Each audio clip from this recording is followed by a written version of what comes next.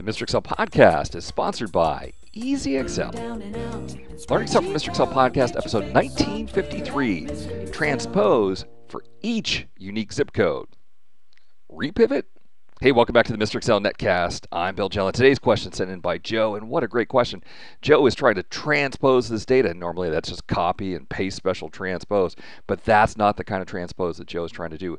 Every time that we come up with a new county, he wants to have the zip codes going across, kind of like this. So there's the county, there's all the zip codes. Then the next county, then all the zip codes. So that's not a paste special transpose at all. And, it's funny, this kind of data is what we would get when we would go to Power Query and use the Unpivot feature.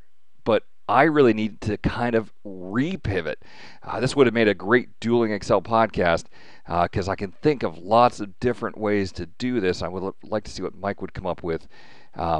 But this is what I'm going to do. I'm adding two new columns out there called Keep and List. And by the way, Joe, if you're watching, for whatever reason, column C and D in your data were set to center, and they were set to text. Here I had to change it back to general or my formulas wouldn't work.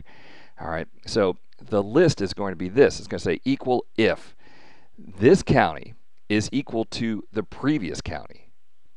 Then I want to take the previous item, ampersand, in quotes, comma, space, close quote, another ampersand, and this zip code. Otherwise, if it's not the same, that means we're starting a brand new thing. I'm just going to start with this zip code, like that.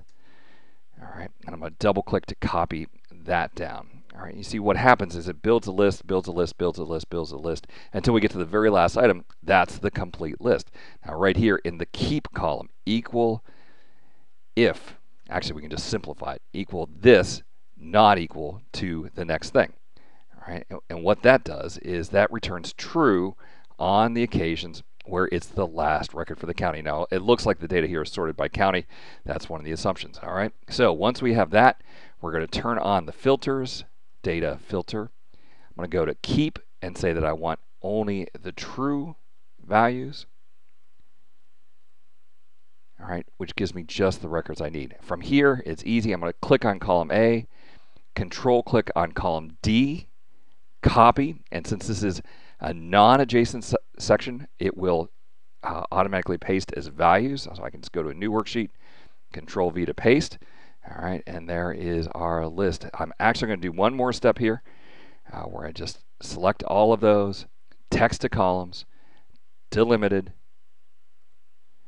by a comma, click finish, and we're done. All right, so kind of unpivoting, transposing for each county. Convoluted set of steps, but should get the job done. Well, hey, I want to thank Joe for sending that question in, and I want to thank you for stopping by. We'll see you next time for another netcast from Mr. Excel.